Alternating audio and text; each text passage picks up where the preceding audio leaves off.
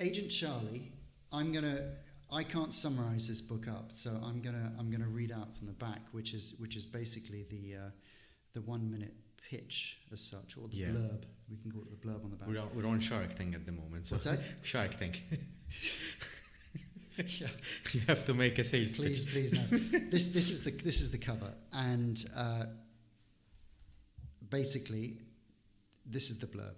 Charlie is only a month old, but his parents don't know he's a secret agent. Are they in charge, or is he training them how to sleep, eat, and survive his first 5 years among the natives? So basically you've got agents who are kids. Not all kids, but some kids are agents. And the natives are their phrase for adults.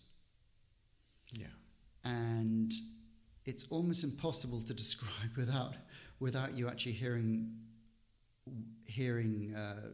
one or two extracts. Yeah. So I have chosen a couple if you're interested, or unless you want to. Sure. Yeah, it's up to you. And this is the story about your own son, right? This is about the first 5 years of my son, and I'll give a bit of backdrop to it, because there is a story to this book. When he was born, rather like a diary, I chronicled some of his adventures, because kids have adventures. We have days, they have adventures. Yeah. And for fun, I showed some of these episodes, these secret reports, to friends and family. I put a few out on Facebook, and I noticed that there was a good response, particularly from parents, mothers in particular, and from there I sent them to a place called a Father's Place, which was a website which helps fathers with parenthood issues. And so it was a website in South Carolina, and they took me on for a year. I think it was early COVID. It was probably 2020, and they put me up as a writer in residence. So every month there'd be a new report from the book. Okay. And so from there, it was also serialized last year, and it won 2022 in the Times of Malta. And I actually read out some of the episodes as a kind of podcast and sent them to the Society of the Blind in Malta, so they could have something to listen to, which is lovely. So it's had a bit of a history, but I'll read you a short section from early on, when Kiddo is 5 months old,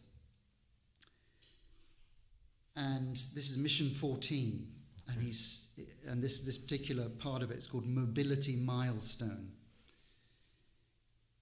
I'm training my father to crawl. Last night, I woke the natives 4 times as part of their sleep deprivation program. My father can still walk, but now he's starting to slump and drool. He'll be crawling in no time. So it's little vignettes like that, really, little things, and it's all the topics that you would expect related to children growing up. So for instance, that was to do with movement. There's another episode here to do with nutrition, which goes very shortly. This is when he's 6 months old, 6-month-old investigator. Nutrition. The natives don't know how to eat. For them, eating involves separating units of food and transferring them into the mouth. I'm teaching my mother that apple puree should be enjoyed on the hands, face, clothes, and mouth before consumption. The more vivid the food, the better it looks in my hair, in her hair, on the chair, walls, floor, ceiling, etc. So those are early adventures from when he's a baby to a toddler, and basically he's written them. They're his stories. I'm merely the editor. That's my job was to bring them. bring them to light. Yes. And you're saying that these are the experiences of your son and Agent Charlie in this case. How was it like for you to put yourself into the child's situation and actually verbalizing or writing these ideas down, their perception? It's really about the relationship between a child and the father, the mother, and learning all the craziness of the adult world. It's great fun. It's really good fun putting this together because you can just there's no limits as to what you can write about and portray. So and it's fun when people say, "Wow, I remember this as a parent. Oh my God, it was a nightmare. It was horrible."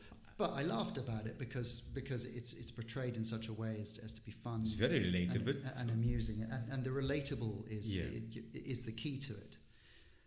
So that was a lot of fun,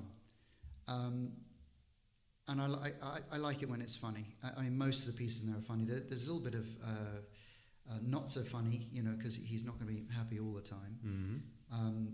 There's a section there. His reflections during the pandemic, which I found, I kind of felt that it matured during that time. It was approaching a different tone. I mean, at the time I called it an antidote to the gloom of lockdown. This is how. So it's one thing that kept me going a lot because this goes back to your idea of writing and how it can be not just a form of expression but a form of release. Yeah. And when you find something annoying or difficult to deal with, if you can control it in one sense by writing about it and maybe shifting it a bit. Yes.